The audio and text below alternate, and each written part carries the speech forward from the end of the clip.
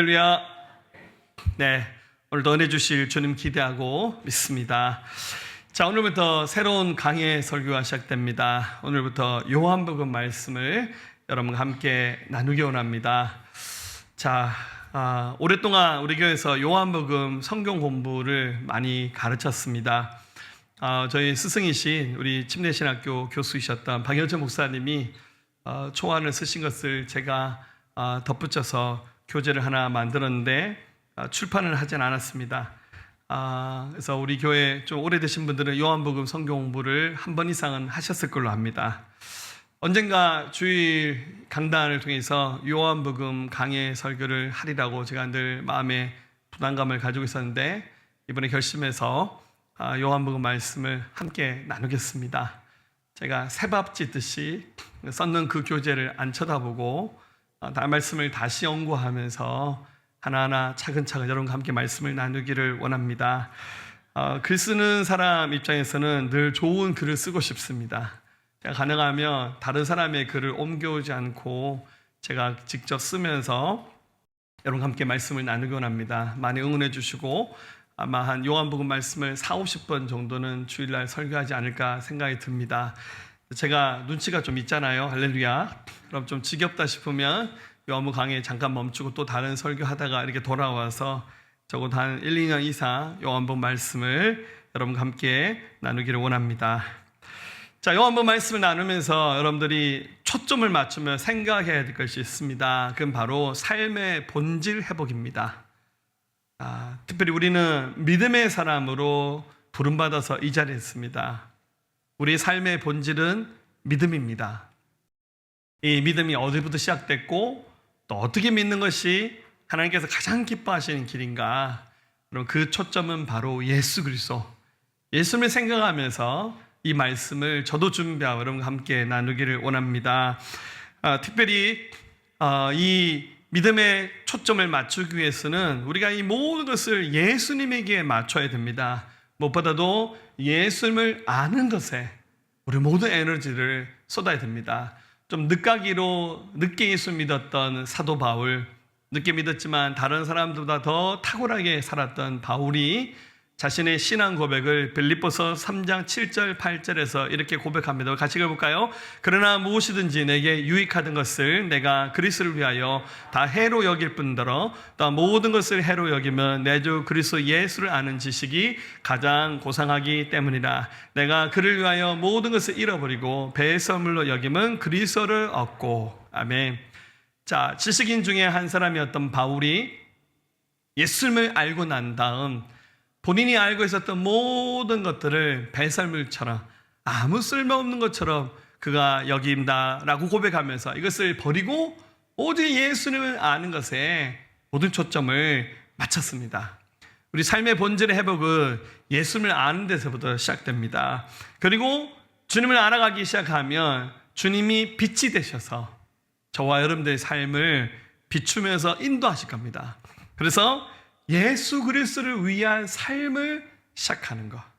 바울이 또 기록한 로마서 14장 7절 8절 읽습니다. 우리 중에 누구든지 자기를 위하여 사는 자가 없고 자기를 위하여 죽는 자도 없도다. 우리가 살아도 주를 위하여 살고 죽어도 주를 위하여 죽나니 그러므로 사나 죽으나 우리가 주의 것이로다. 아멘. 예수 말고 예수님의 인도하심을 경험했던 바울이 이제 나는 나를 위해서 사는 인생이 아니라 사나 죽으나 오직 주를 위해서 살겠다라는 아주 당찬 믿음의 고백을 바울이 했습니다. 자, 예수님께 함께 초점 맞춰 갑시다.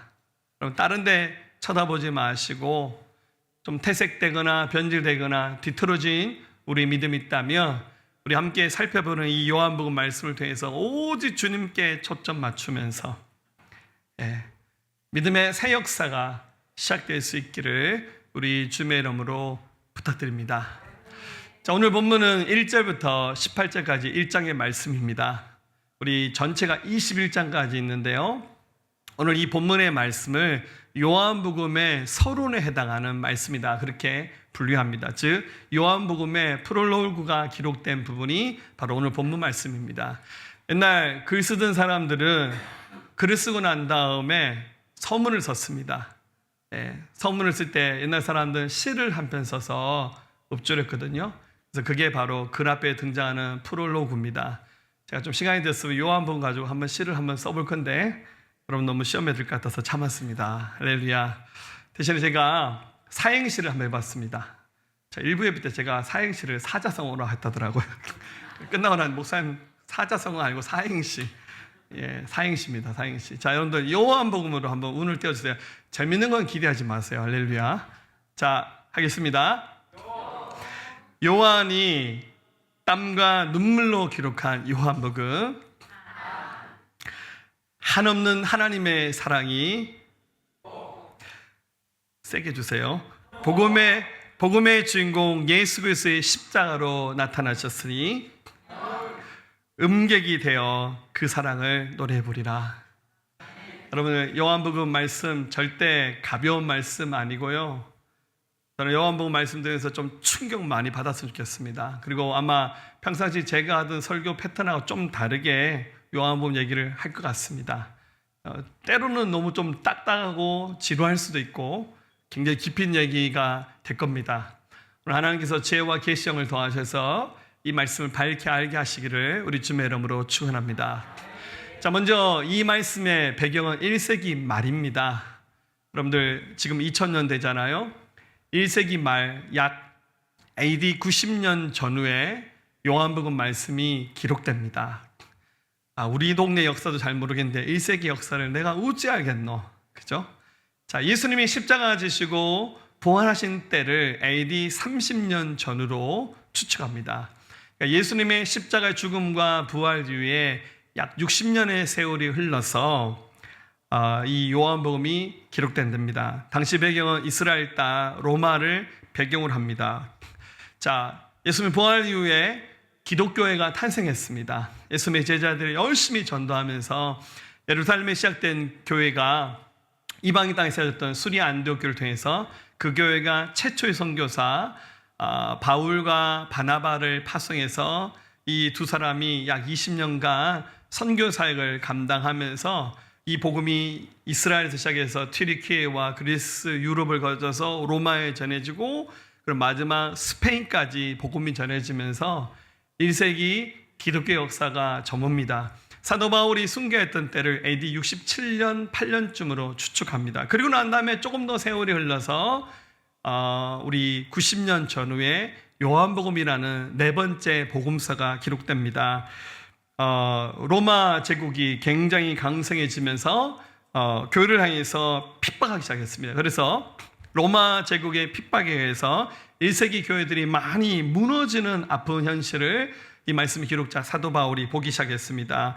두 번째로 교회 안에 굉장한 개인주의와 세속주의가 몰려들으면서 믿음의 본질이 흐려지기 시작했습니다. 그리고 원래 유대인들의 전통 종교가 유대교인데 사람들이 복음을 들으면서 많이 헷갈려합니다. 예수님 말고도 플러스 마이너스 알파가 있어야 구원받는 거 아니가? 유대인들의 전통은 율법이고 또 그 율법은 굉장한 제사 예법을 통해서 많은 형식들을 만들었는데 한참 신앙생활 잘하다가 에라 모르겠다, 나는 유대교로 다시 돌아가란다 하면서 유대교로 회귀한 현상들이 나타났고, 그리고 이단 사상들이 퍼지면서 특별히 당시에 모든 세상을 이분법으로 보는, 흙과 백의 논리로 보는 영지주의가 유입되면서 교회 안에 심각한 도전이 생겨났고, 무엇보다 예수님의 12 제자들이 이 말씀의 기록자 사도 요한을 제외하고는 전부 다 순교했습니다. 그리고 예수님의 지상에서 삶을 경험했던 사람들, 그리고 부활을 경험했던 사람들이 연세가 높아져서 하나 둘 세상을 떠나면서 이 땅에 몸으로 오셨던 예수님을 봤던 사람들이 거의 이 땅에 남지 않게 되었어요. 그래서 산순교자로 불려졌던 사도 요한이 네 번째 복음서를 기록해야겠다는 필요성을 굉장히 많이 느끼면서 성령의 감동에 의해서 그가 이 말씀을 기록합니다. 그래서 기록자는 우리가 잘 아는 사도 요한으로 추측을 합니다. 요한은 요한복음에서 자기 이름을 쓸 때 좀 쑥스러웠던 것 같아요. 그래서 요한이라는 이름을 거의 쓰지 않고 자기를 뭐라 부르냐면 사랑하는 그 제자, 사랑하는 그 제자. 제가 오늘 여러분들에게 예배 끝나고 사랑하는 그 제자로 부르신 사람들이 많았으면 좋겠습니다. 할렐루야.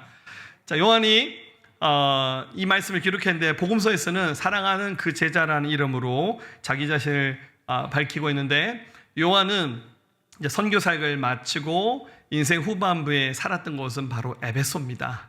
바울이 세웠던 그 교회 에베소에 이 요한이 머물면서, 에베소는 당시에 아시아의 속주의 수도였습니다. 여러분, 당시에 인구가 20만 명이 넘었어요. 여러분들, 그때 당시 인구가 20만 명이 넘었다는 것은 굉장히 큰 도시라는 뜻입니다.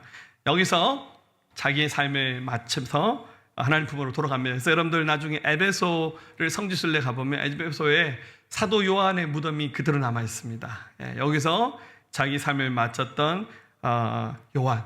자, 여러분들 당시 분위기를 생각해 보세요. 제자들은 다 순교했고 산 증인들은 거의 살아남지 않았어요. 거의 유일무이하게 연세가 굉장히 높았던 사도 요한.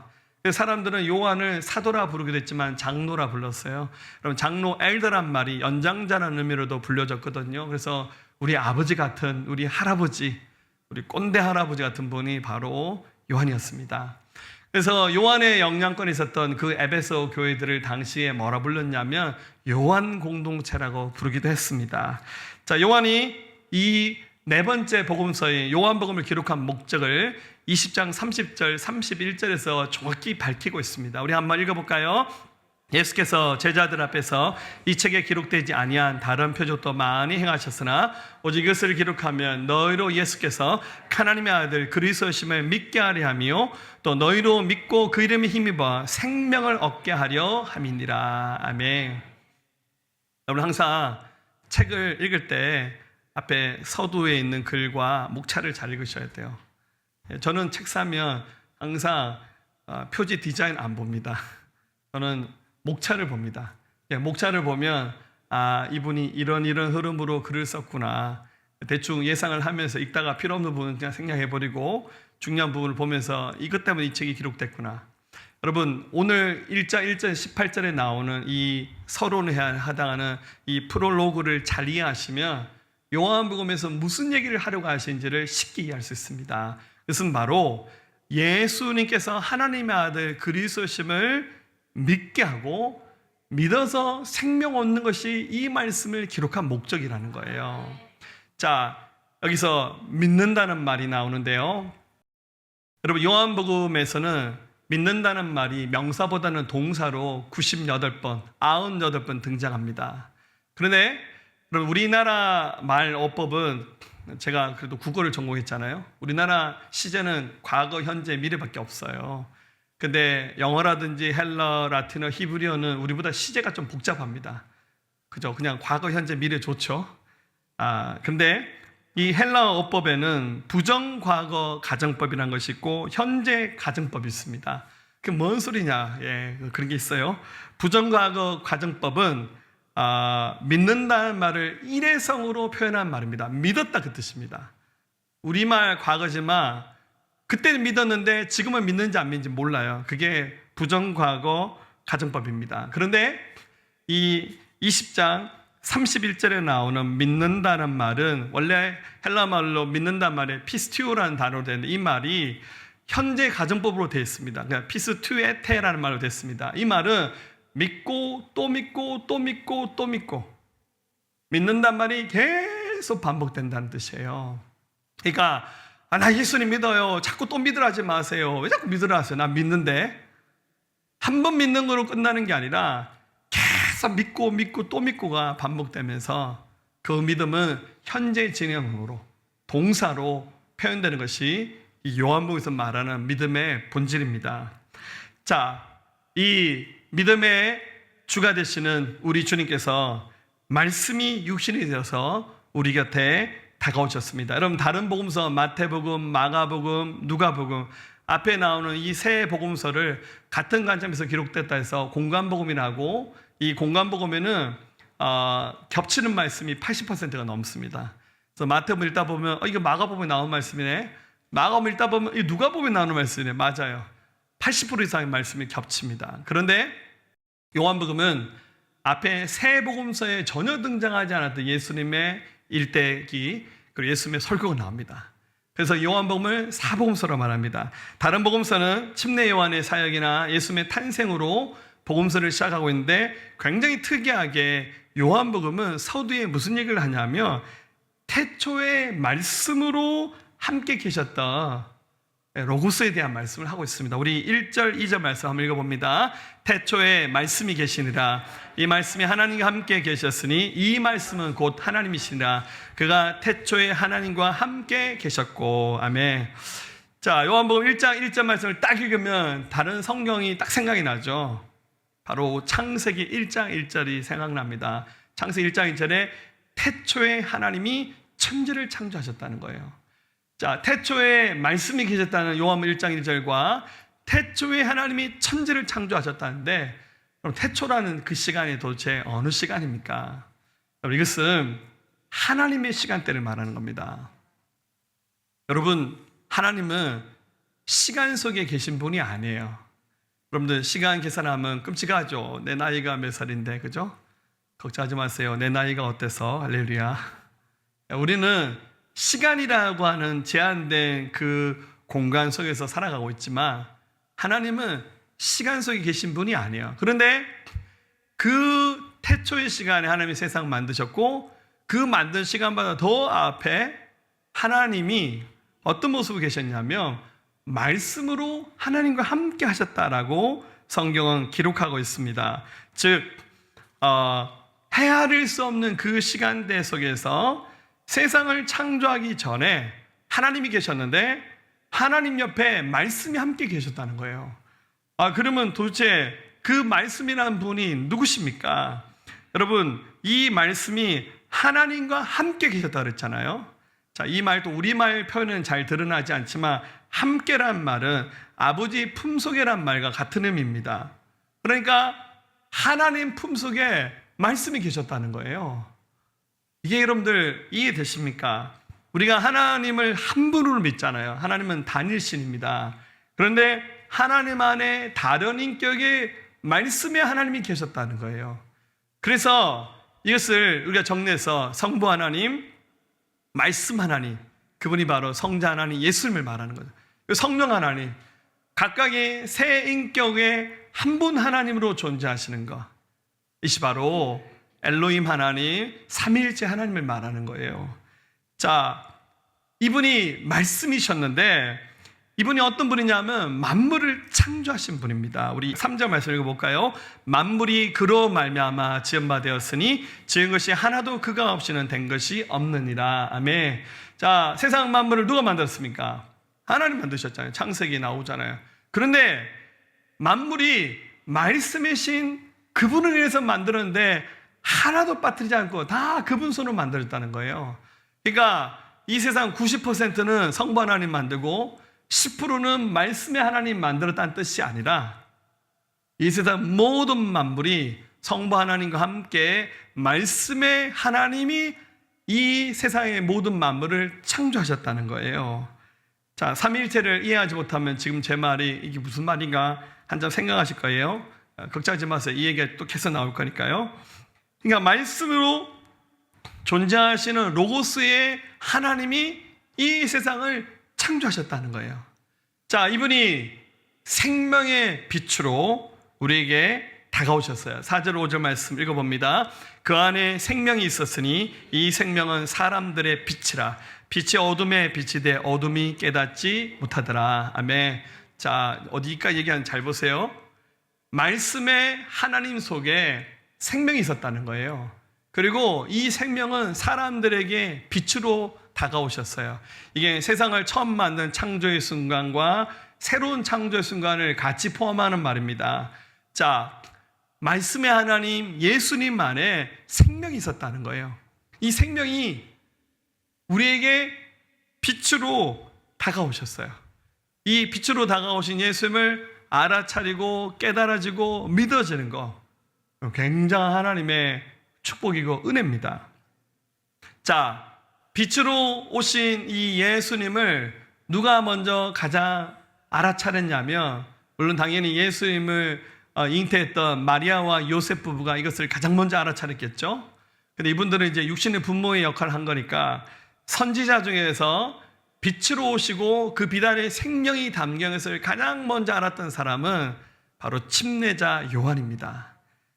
빛의 증언자로 보냄을 받은 침례 요한이 우리 주님을 가장 먼저 알아봤습니다. 6절, 7절 하나님께로부터 보내심을 받은 사람이 있으니 그의 이름은 요한이라. 그가 증언하러 왔으니 곧 빛에 대하여 증언하고 모든 사람이 자기로 말미암아 믿게 하려 함이라. 자, 요한이라는 이름이 되게 좋나 봐요. 우리 교도 요한 있죠? 할렐루야. 말씀의 기록자도 사도 요한이고 침례를 줬던 그 선지자 이름도 요한이었어요. 이 사람 부모님이 누구냐면 사가랴는 제사장이었어요. 연세가 굉장히 높았는데 자식이 없었어요. 하나님의 성전에 분향하러 갔다가 이 사가랴가 지성소에 들어가는 순번이었습니다. 들어가는데 갑자기 천사가 나타나서 사가랴야 무서워하지 말라. 네 아내가 곧 임신하게 될 거라고. 주님, 우리가 나이가 몇 살인데 우리 안 돼요 주님, 우리 애 못 낳아요. 아니라고, 주님 주신다고. 그래서 그 성전에 딱 나와서 요한이 벙어리가 돼버렸어요. 사가랴가. 그러고 난 다음에 자기 아내가 배가 불러주면서 아이를 낳았는데 그 아이가 바로 침례자 요한입니다. 자, 예수님 이전에 태어난 사람들은 다 구약 사람들이고 예수님 이후에 태어난 사람은 신약 사람이에요. 구약의 마지막 선지자 사역을 했던 사람이 바로 침례자 요한입니다. 이 사람이 어떻게 빛으로 오신 주님을 알아봤을까요? 아마 사가랴 부부가 연세가 많아서 세상 일찍 떠났던 것 같아요. 요한에게 가르쳤어요. 요한아, 너는 보통 사람이 아니야. 너는 메시아로 오실 주님을 세상 사람들에게 전하는 게 네 사명이라고. 구약의 마지막 선자가 말라기였는데 말라기 이후에 400년 만에 선자가 태어났어요. 그 긴 공백을 신구약의 중간사로 갑니다. 이 공백을 깨뜨리고 메시아로 오신 주님을 전하는 일이 너의 사명이라고. 귀에 딱지가 앉을 만큼 그 얘기를 들었어요. 그리고 사가랴분 일찍 돌아가셨어요. 그래서 여러분들 어릴 때 신앙교육이 굉장히 중요합니다. 어릴 때부터 말씀과 기도로 우리 자녀들 가르쳐야 됩니다. 할렐루야. 그럼 공부 좀 못해도 괜찮아요. 할렐루야. 인류대학 못 가도 괜찮아요. 인류 기업 취직 못해도 괜찮아요. 예수님 잘 믿어야 됩니다. 할렐루야. 할렐루야. 그 사가 부부가 세상을 떠나고 난 다음 요한은 어떻게 했습니까? 일찍 광야에 들어가서 부모 없이 홀로 단신으로 성장했겠죠. 나이 30살이 될 때까지 요한은 여러분들 그 광야에서요, 외로운 생활 가운데 세상의 즐거움을 멀리하고 하나님 말씀 중심적인 삶을 살았습니다. 작년에 제가 성지순례 가서 사해바다 근처에 가서 이렇게 봤더니 거기에 쿰란 공동체, 에센파 영향을 받았던 믿음의 공동체가 있었는데 그 기록 속에는 여기에 요한이 와서 젊은 시절 여기에서 영적 훈련을 받았다라고 하는 그런 기록도 있더라고요. 침례 요한이 어디서 훈련 받았는지 모르겠지만 우리 하나님 앞에 집중했어요. 그래서 그 누구도 알아보지 못했는데 이 땅에 오신 빛으로 오신 예수님을 가장 먼저 알아봤습니다. 15절에 요한이 그에 대하여 증언하여 외치르되 내가 전에 말하기를 내 뒤에 오시니가 나보다 앞선 것은 나보다 먼저 계심이라 한 것이 이 사람을 가리킴이라 하니라. 그리고 요한이 하필 예수님의 사촌으로 태어났거든요. 예수님보다 6개월 먼저 태어났어요. 형님이잖아요. 육신적으로 말하면. 요한이 뭐란 말입니까? 그런 육의 기준을 말하지 않고 나보다 앞선 것은 나보다 먼저 계심이라고. 주님이 나보다 먼저 계셨다는 거예요. 육의 모양으로 오신 예수님만 본 것이 아니라 그분 속에 감춰져 있는 하나님의 그 생명의 본질을 요한은 이해한 거예요. 그래서 사람들에게 이 땅에 오신 예수님을 전합니다. 근데 문제는 사람들이 예수님을 못 알아봐요. 빛이 비치는데 그 빛을 못 알아보고 그 빛을 받아들이지 않아요. 8절 11절 그는 이 빛이 아니요 이 빛에 대하여 증언하러 온 자라. 참미고 세상에 와서 각 사람에게 비추는 빛이 있었나니 그가 세상에 계셨으며 세상은 그로 말미암아 지음받았을 때 세상이 그를 알지 못하였고 자기 땅에 오매 자기 백성에 영접하지 아니하였으나.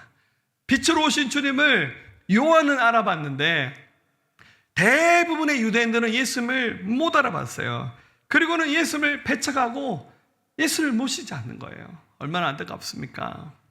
여러분, 복음의 이야기를 들었을 때 믿어지는 거, 그것이 들리는 거, 깨달아지는 거, 믿고 싶은 마음이 막 생겨나는 거, 이것은 어마어마한 하나님의 축복이고 사랑이라는 사실을 기억하시기를 바랍니다. 이 빛으로 오신 주님을 알아차린 자들 어떻게 되겠습니까? 그분을 마음에 모셔야 됩니다. 영접해야 됩니다. 12절 13절 영접하는 자 곧 그 이름을 믿는 자들에게는 하나님의 자녀가 되는 권세를 주셨으니 혈통으로나 육정으로나 사람의 뜻으로 나지 않냐고 오직 하나님께로부터 난 자들이니라. 아멘. 그래서 빛으로 오신 주님, 그분 안에 있는 그 생명을 알아차린 사람은 어떻게 됩니까? 영접해야 돼요. 영접. 여러분, 그래서 우리 복음 전하고 난 다음 늘 하는 게 뭡니까? 자, 예수님 영접하실 분 손 드세요라고 하잖아요. 예, 좀 결단하고 이것을 결심하는데 좀 도움이 되기 위해서 제가 눈 감고 합니다.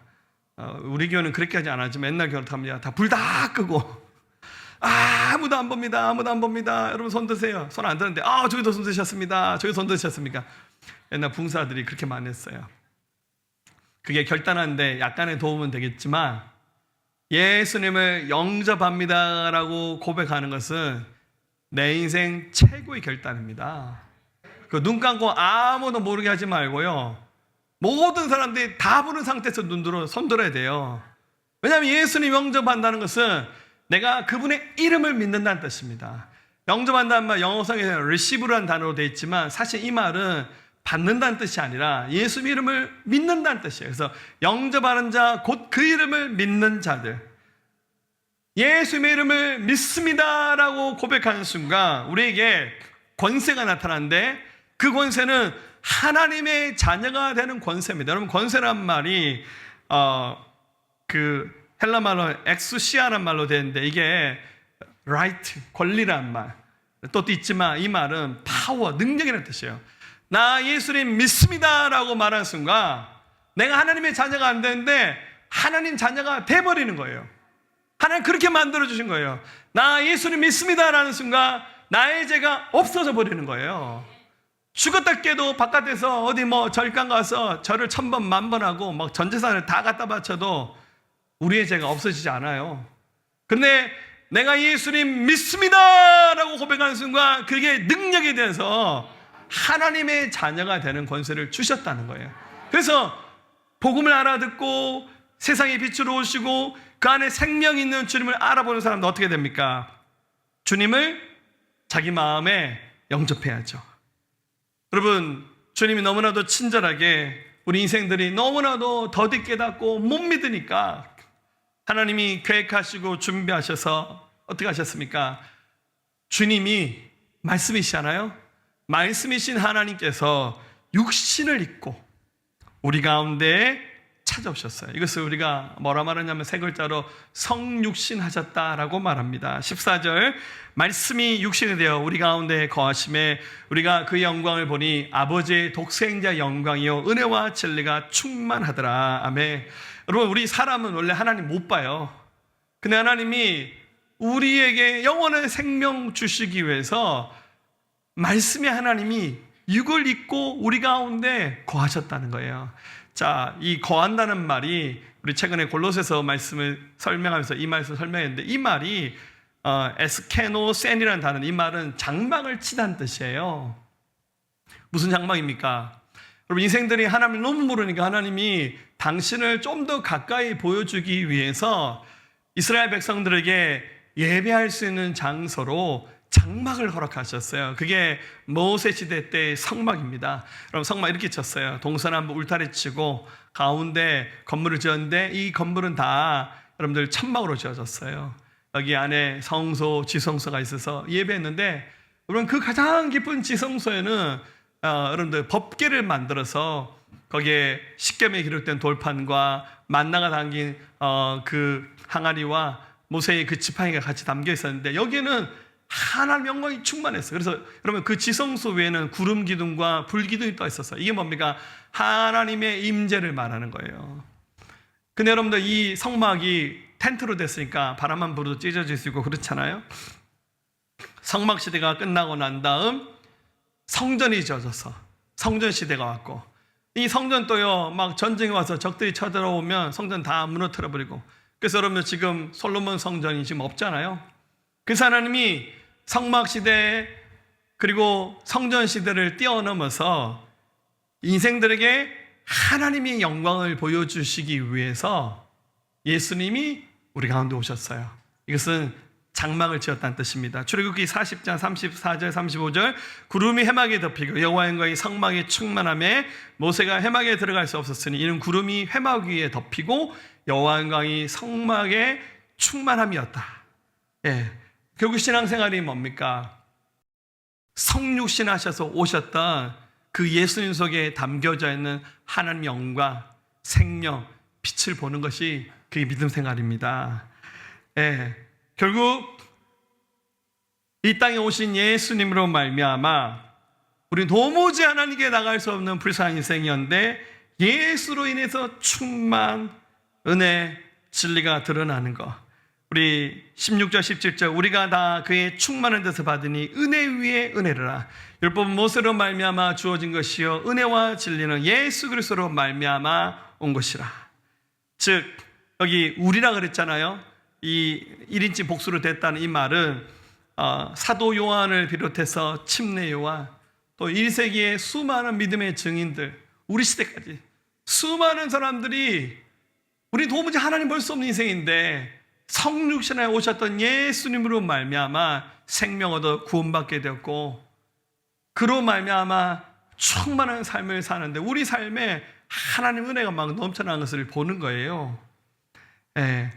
그래서 이 은혜 위에 은혜라는 말은 은혜를 대신하는 은혜, 은혜를 대신하는 은혜, 채워주는 은혜, 이게 안티카리토스라는 말로 됐습니다. 카리스 안티카리토스, 은혜를 대체하는 그 충만한 은혜가 예수 그리스도로 말미암아 나타났다는 거예요. 자, 그래서 이 요한복음 서론에 해당하는 말씀의 결론은 바로 18절 말씀인데요. 우리 한번 읽어볼까요? 본래 하나님을 본 사람이 없으되 하나님 품속에 있는 독생하신 하나님이 나타내셨느니라. 아멘. 원래 우리는 하나님을 볼 수 없어요. 여러분들 출애굽기 33장에 모세가 하나님의 지나치는 모습을 봤잖아요. 33장 19절 20절 하나님이 또 이르시되 네가 내 얼굴을 보지 못하리니 나를 보고 살 자가 없습니다. 하나님은 당신의 모습을 인간들에게 보여주지 않으십니다. 그런데 이 인생들을 구원하시기 위해서 말씀이신 하나님께서 육신을 입고 이 땅에 오셔서 당신을 나타내 주셨어요. 그래서 우리 18절 말씀에 하나님을 본 사람이 없으되 아버지 품속에 있는 독생하신 하나님, 누굽니까? 예수님을 우리에게 나타내 보내주셨다는 거예요. 이것이 바로 이 땅에 오신 예수님 안에 감춰져 있는 생명, 빛의 본질입니다. 사랑하는 여러분, 자, 이 요한복음 말씀을 들으면서 여러분들 신앙의 본질, 삶의 본질에 초점 맞추셔야 됩니다. 여러분, 회복의 삶, 이 세상 다른 데 쳐다보는 데서 시작되지 않아요. 지금까지 어떤 삶을 살아오셨고 또 앞으로 어떤 삶을 살기를 여러분 기대하십니까? 분명한 것은 예수 그리스도 없이는 우리 이 땅에서 성공한 삶도 살 수 없고 영원한 생명에도 이룰 수 없다는 사실을 기억하셔야 됩니다. 회복의 시작은 여러분 마치 성막 안에 하나님의 영광이 충만한 것처럼 우리 예수만의 충만한 하나님의 영광, 그리고 교회 공동체 안에 충만한 하나님의 영광을 보면서 예수님을 알아차리시고 그분을 여러분 인생의 중심에 모시고, 그리고 그분이 비추시는 삶, 거기는 은혜와 진리가 충만한 곳이고 은혜 위에 은혜가 더해진 곳입니다. 가장 안전한 곳, 가장 기쁨이 넘쳐난 곳, 가장 확실하고 분명한 삶이 독생하신 하나님, 우리에게 나타나신 예수님으로 말미암아 시작된다는 사실을 기억하시면서 모두 생명 얻고 누리면서 유일한 소망 되신 예수님 바라보시는 저와 여러분들 될 수 있기를 우리 주님의 이름으로 축원합니다. 하나님이 세상을 사랑하사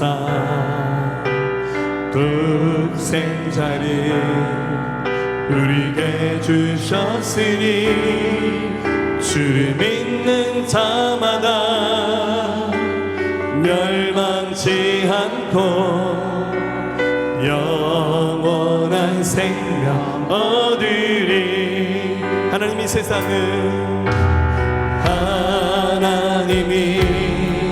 세상을 사랑하사 독생자를 우리에게 주셨으니 주를 믿는 자마다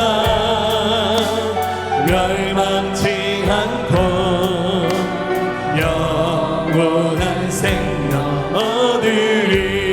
할렐루야 할렐루야 할렐루야 할렐루야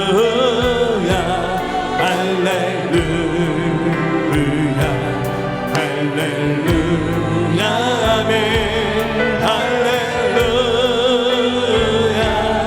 할렐루야 할렐루야 아멘. 자, 우리 손을 들고 하나님이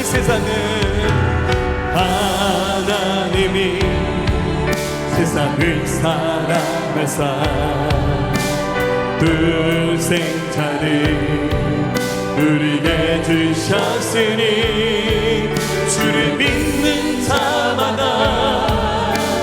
멸망치 않고 영원한 생명 얻으리. 할렐루야 할렐루야 할렐루야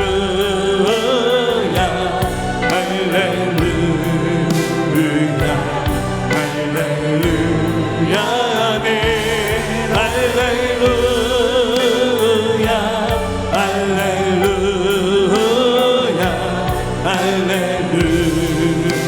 할렐루야 아멘.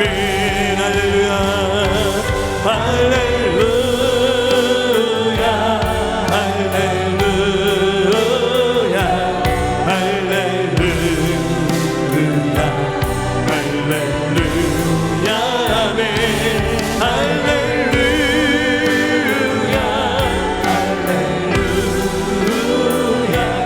할렐루야 할렐루야 아멘.